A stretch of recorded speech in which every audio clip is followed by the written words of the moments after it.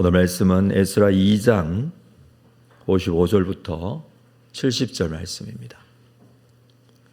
에스라서 2장 55절부터 70절 한 절씩 교독하겠습니다. 솔로몬의 신하의 자손은 소대 자손과 하소베렛 자손과 부르다 자손과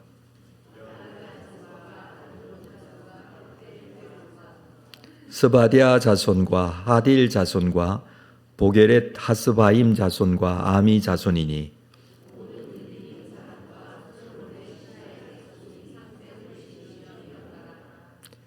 델멜라 델 하르사와 그룹과 아단과 임멜에서 올라온 자가 있으나 그들의 조상의 가문과 선조가 이스라엘에 속하였는지 밝힐 수 없었더라.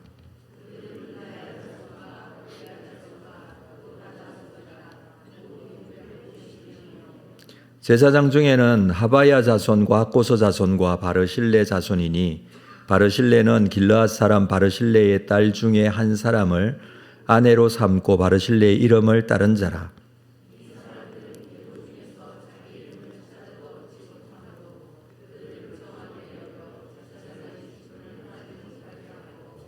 방백이 그들에게 명령하여 우림과 둠밈을 가진 제사장이 일어나기 전에는 지성물을 먹지 말라 하였느니라.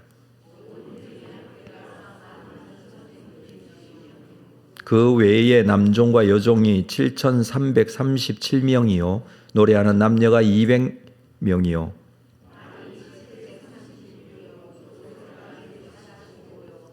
낙타가 435요 나귀가 6,720이었더라.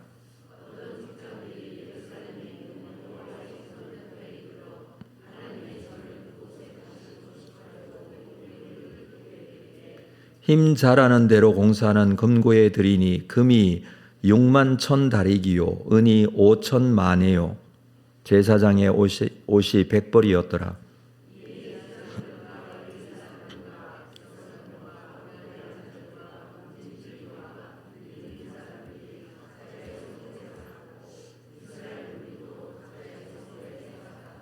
아멘. 오늘 특별 새벽기도의 이틀째 날입니다. 우리가 열흘 동안 작정하고 이번 특별 새벽기도를 진행하는데 이제 이틀째 되었습니다. 우리 양옆에 있는 사람들에게 한번 인사하겠습니다. 반갑습니다. 잘 오셨습니다. 오늘도 은혜가 되십시오.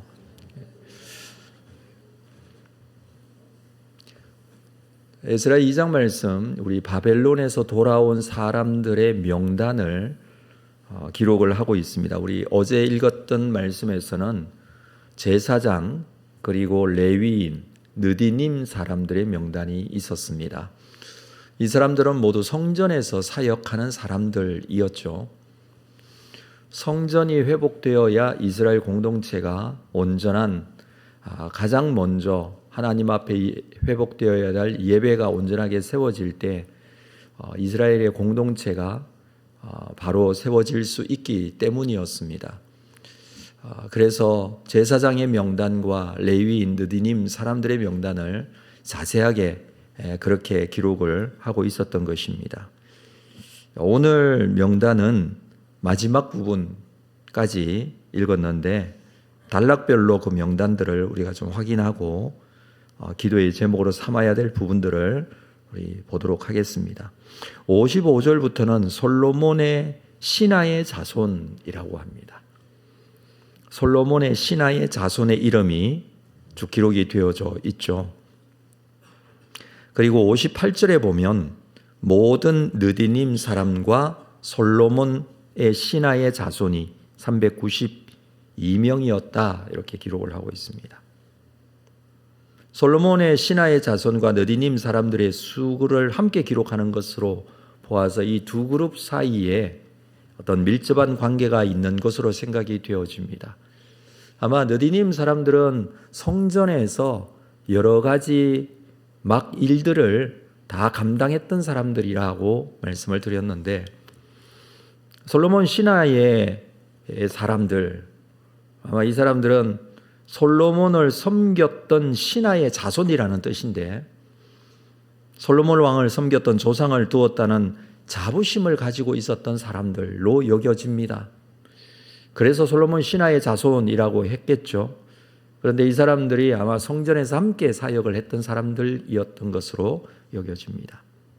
그래서 느디님 사람들과 함께 기록을 하고 있는 것이죠. 나름대로 이것이 자기의 자부심이 되고 이것 때문에 귀향한 사람들이라고 해석할 수 있습니다. 어떤 그 일이 힘든 일일 수도 있고 느디님 사람들이 했던 일들은 굉장히 힘든 일들이었는데도 불구하고 돌아온 명단에 포함되었고 또 이 솔로몬 신하의 자손들도 그런 종류의 일이었던 것으로 보여지는데 문제는 그들이 돌아온 합계의 숫자가 392명이었다는 것입니다. 이 사람들이 성전에서 사역하던 사람들이었고 그리고 레위인을 우리가 어제 살폈습니다마는 레위인의 숫자도 그렇게 많지는 않았습니다. 300명대였고 그런데 제사장의 수는 전체 숫자의 10분의 1에 해당하는 4,000명이 넘는 숫자였다고 했습니다. 예배를 인도할 제사장들은 충분한데 그들을 도와서 성전의 일을 함께할 사람들인 레위인들 그리고 느디님 사람들 여기서 말하고 있는 솔로몬 신하의 자손들 합해서 숫자가 그렇게 많지는 않습니다. 사실 이 자리가 더 어렵고 쉽지 않은 자리인 것만은 사실입니다. 그럼에도 불구하고 온전한 예배가 회복되기 위해서 함께해야 될 사람들이 필요했다라는 것을 우리가 여기에서 볼 수 있습니다. 이 귀환한 사람들 중에 일부는 자신이 이스라엘 자손인지 정확하지 않은 사람들도 있었습니다. 59절에 보면 델멜라와 델하르사와 그룹과 앗단과 인멜에서 올라온 자가 있으나 그들의 조상의 가문과 선조가 이스라엘에 속하였는지 밝힐 수 없었더라. 이스라엘 사람들은 족보의 기록을 가지고 있었습니다. 지역 관료들은 그 지역 사람에 대한 기록을 보존하고 있었습니다. 그런데 그 모든 족보를 뒤져도 이들의 기록이 없다라는 것이죠. 그렇지만 그들도 이스라엘로 돌아왔습니다. 왜 돌아왔겠습니까? 여러 가지 이유가 있겠습니다만 그 중에 가장 중요한 이유는 그들도 하나님의 백성으로서의 정체성을 가지고 있었기 때문입니다. 기록에는 남아있지 않지만 어쨌든 본인은 나는 유대인이다. 나는 하나님을 믿는 사람이다. 예루살렘 성전을 건축하라는 고레스 왕의 조서에 따라 이스라엘로 돌아갈 것이다 라고 하고 돌아왔던 것이죠. 제사장 가문에도 확실치 않은 사람들이 있었다라고 합니다. 이 사람들이 확실해질 때까지 이제 따로 구분을 하고 제사장의 경우 신분이 정확하게 밝혀질 때까지 제사장으로서의 사역을 하지 않고 기다리게 했습니다. 우림과 둠밈이라는 표현이 성경에 기록이 되어 있죠. 이것을 가진 제사장이 일어나기 전에 다시 말해서 제사장이 온전히 세워지고 성전이 세워지고 온전하게 예배가 회복이 되어지고 제사장의 사역 중에 두림과 움밈으로 사역하는 선택의 사역, 결정의 사역이 있기 전까지는 기다리게 했습니다. 하나님께서 이것을 결정해 주실 것을 기다리게 한 것이죠. 그래서 64절에 보면 온 회중의 합계가 42,360명이었다. 지금까지 명단에 사람들을 합하면 사실 지금까지 명단에 나왔던 숫자들을 다 합하면 이 숫자보다는 모자랍니다. 그런데 여기에 기록되지 않은 사람들도 있는 것 같습니다. 총수를 여기서 먼저 말하고 있죠. 총수가 42,360명인데 그 외에 남종과 여종이 7,337명이라고 합니다. 그들에게 노래하는 남녀가 200명. 당시에는 노예는 총수에 포함되지 않아서 따로 이렇게 숫자를 기록을 하고 있습니다. 그래서 이 남종과 여종의 숫자까지 합한다면 거의 5만 명에 육박이 되죠. 5만 명이라는 숫자가 결코 적은 숫자는 아닙니다. 그리고 여기 노래하는 사람들이 있는데 아마 부자들이 사적인 즐거움과 유흥을 위해 고용한 가수들이라고 할 수 있습니다. 원래 성전에서 노래하던 사람들은 따로 레위인으로서 따로 숫자가 있었고요. 여기에 노래하는 사람이라는 그것은 개인적인 가정에서 노래하는 사람으로 여겨집니다. 뿐만 아니라 귀양민이 가지고 온 짐승도 있었습니다. 66절에 말이 736이요, 노새가 245, 낙타가 435, 나귀가 6720. 이 짐승들 숫자까지 정확하게 파악해서 돌아왔습니다. 먼 거리를 갈 때 부자들은 주로 말을 타고 다녔지만 평민들은 주로 이 나귀를 많이 이용했다고 합니다. 노예수, 말수 이런 것들을 보면 귀양민들 중에 많은 수가 부자였다라는 것을 우리가 알 수 있습니다. 생각해 보면 이스라엘 백성들이 나라가 망하고 예루살렘 성전이 무너지면서 바벨론 포로로 끌려갔었죠.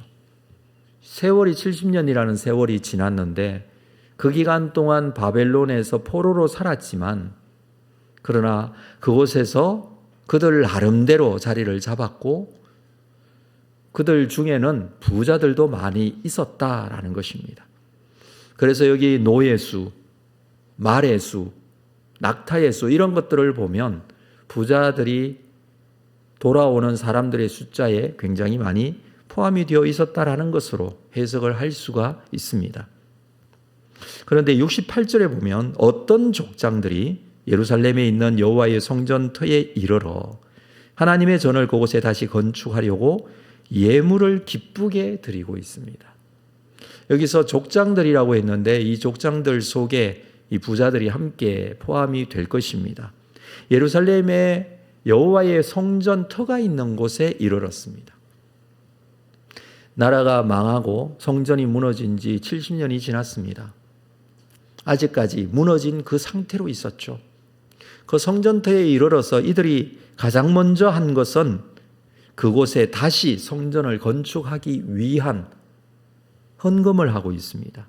예물을 기쁘게 드리고 있습니다.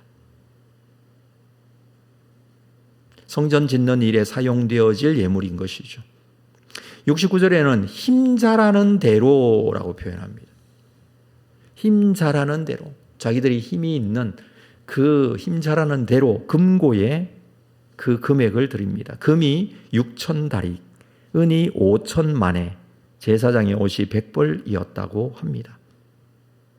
이 다릭이라는 단위가 나오는데 다릭은 8.4g 정도 되는 금으로 만든 동전입니다. 금화이죠, 금화. 한 다릭, 한 금화 8.4g 정도 되는데 여기에는 98%의 금과 2%의 다른 물질을 더해서 이 금의 강도를 높여서 만드는 금화입니다. 한 다릭의 가치가 어느 정도 되느냐 하면 당시에는 황소 한 마리 가격이었다고 합니다. 다릭이라는 이 단위가 나오게 된 이유는 다리오 1세 이름에서 유래했습니다. 이 동전에 다리오가 반쯤 무릎을 꿇고 활과 화살을 쥔 모습이 새겨져 있는데 그래서 그 다릭이라는 이름을 사용했습니다. 금이 6만 1,000다릭, 이걸 계산해 보면 한 513kg 정도 됩니다. 무게가 513kg의 무게이면 금이 그 정도이면 이건 적은 금액은 아니겠죠. 자, 은은 5,000만에라고 합니다. 만에라는 단어를 씁니다. 만에는 바벨론 사람들이 사용한 동전의 무게 단위인데 1만에가 이 동전, 은화겠죠. 이 동전의 1만에는 570g 정도 됩니다. 그러니까 동전을 모아서 한 묶음이 570g, 이것을 1만에로 계산을 했습니다. 1만에가 60세겔 정도 되었다고 합니다. 그러니까 60개의 은화를 모아놓으면 이 정도의 무게였다라는 것이죠. 1만에가 한 사람의 1년치 봉급과 맞먹을 정도의 양이었는데 은 5,000만에라고 한 것은 2,850kg 정도 됩니다. 은은 2,850kg. 현재 돈으로 환산하기는 좀 어렵습니다만은 그 정도의 많은 금과 은 그리고 제사장의 옷을 이 사람들이 헌금을 하게 되어서 이 성전을 짓도록 그렇게 했다라는 것이죠. 제사장의 옷 또한 그냥 200벌 이렇게 말하고 있지만 제사장이 입는 옷을 말합니다. 예복을 말하는데 굉장히 섬세하고 고급스러운 옷감으로 만든 값비싼 옷입니다. 이것을 만들 수 있도록 헌금한 것을 의미하는 것입니다. 이 본문을 보면서 느껴지는 것은 수많은 사람들, 5만 명에 가까운 사람들이 예루살렘으로 돌아오게 되는데 그 중에 족장들 또 부자인 사람들이 헌금을 하는 장면이 기록이 되어 있죠. 돈 많은 부자들, 족장들이 여기에 동참하고 있습니다. 힘이 자라는 데까지 헌금하게 되었다 그렇게 표현을 하고 있죠. 물론 이 사람들의 헌신이 눈에 띄는 부분입니다. 하나님의 성전을 세우는 데 있어서 이 사람들의 헌신이 굉장히 절대적으로 필요했을 것입니다. 왜냐하면 그들은 나름대로 바벨론에서 성공했던 사람들, 부를 쌓았던 사람들이기 때문에 그 몇 사람만 헌금하더라도 굉장히 많은 금액을 헌금할 수 있습니다. 이 사람들, 몇 사람들의 헌신만으로 성전이 세워진다면 어떻게 될까를 생각해 보았습니다. 과연 하나님께서 어떻게 이것을 여기실까라는 생각도 해보았습니다. 나머지 사람들은 어떻게 하고 있습니까? 알 수는 없지만 성경에서 따로 기록을 하고 있지는 않지만 성경은 이 많은 사람들이 이렇게 돈 많은 사람들이 헌신하게 되었다라는 부분만 기록하고 있습니다. 회복되어야 될 것, 이스라엘 백성들이 돌아와서 회복해야 될 것, 그것은 물론 성전이 회복되어야 됩니다. 그래서 돈이 필요하고 돈 많은 사람들이 헌금을 하고 있는 모습이죠. 예배가 회복되어야 됩니다. 하나님 앞에 드려지는 제사가 온전하게 회복이 되어야 됩니다. 절기들이 온전하게 회복되어야 되겠죠. 지키는 안식일이 회복이 되어야 되겠죠. 하나님 앞에 가지고 있던 신앙들이 회복이 되어야 되겠죠. 그런데 저는 이 부분을 보면서 이렇게 생각을 했습니다. 이런 것들보다 더 급히 더 중요하게 회복되어야 될 부분이 있다라는 것입니다. 그것은 무엇이냐 하면 하나님을 향한 마음. 그 마음이 회복이 되어야 된다는 것입니다. 물론 귀향하는 사람들 중에 하나님에 대한 믿음이 있어서 귀향한 사람들도 있었을 것입니다. 그렇지만 이것은 단순하게 개인적인 이익만을 생각하고 이것이 더 좋은 삶이라고 생각하고 하나님 앞에 헌신하거나 하나님 앞에 드리거나 이것보다 먼저 우선적으로 자기가 받아야 될, 가져야 될 것들을 먼저 생각하면서 이렇게 귀향한 사람들도 많이 있었다라는 것을 보게 됩니다. 우리가 하나님 앞에 회복되어야 될 부분이 무엇일까요?